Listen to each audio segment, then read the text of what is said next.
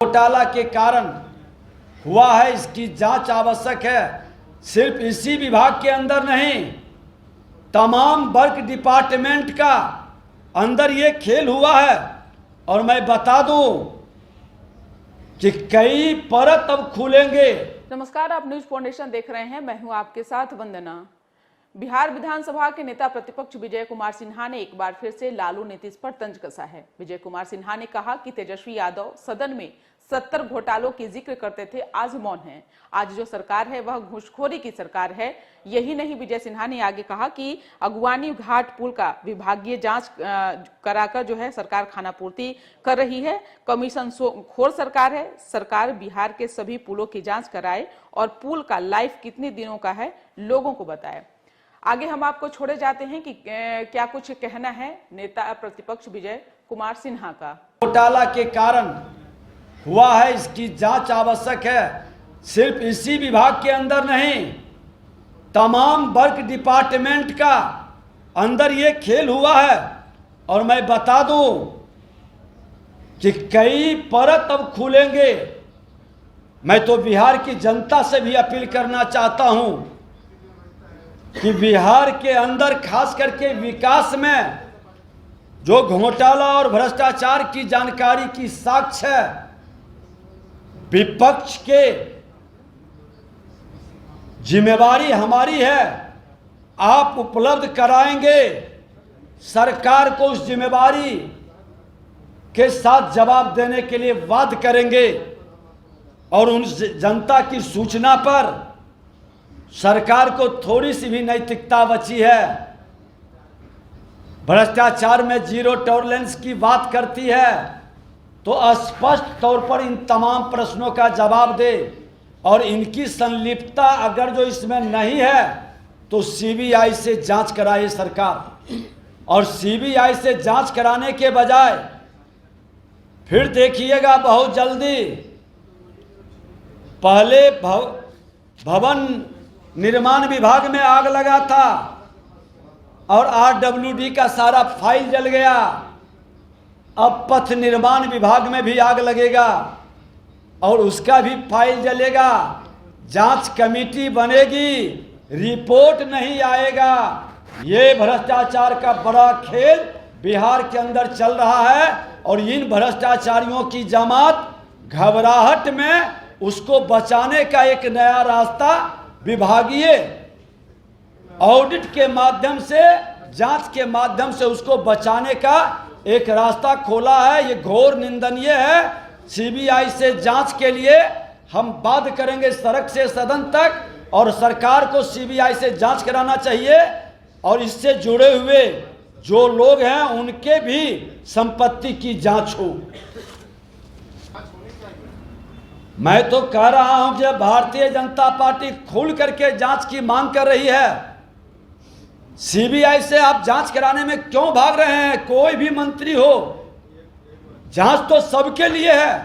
संवैधानिक संस्था पर सबको विश्वास है।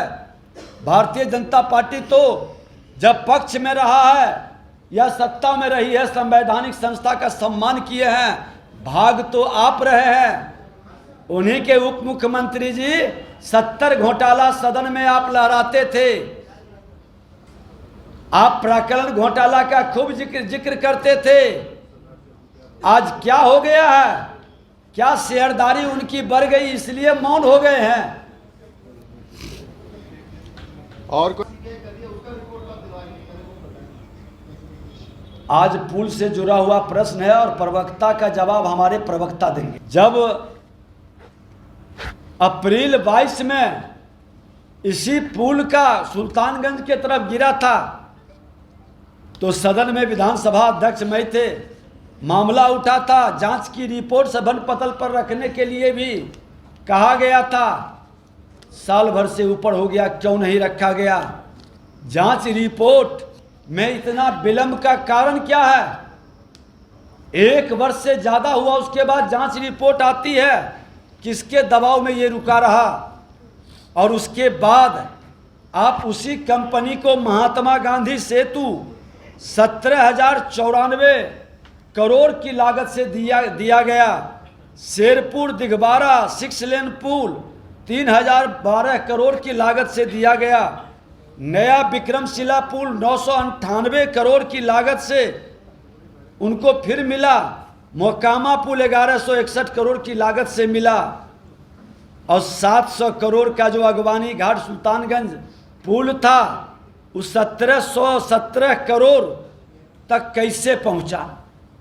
समय पर बनाए नहीं, एक्सटेंशन, प्राक्कलन में संशोधन। आखिर किसके इशारा पर यह खेल हुआ है, ये तो बताना पड़ेगा। और मैं जानना चाहता हूं कि निर्माण करने वाले एजेंसी पर स्ट्रक्चर ऑडिट रिपोर्ट के आधार पर कार्रवाई करने में इतना समय क्यों लगा? उनके तकनीकी विभाग के लोग कर क्या रहे थे?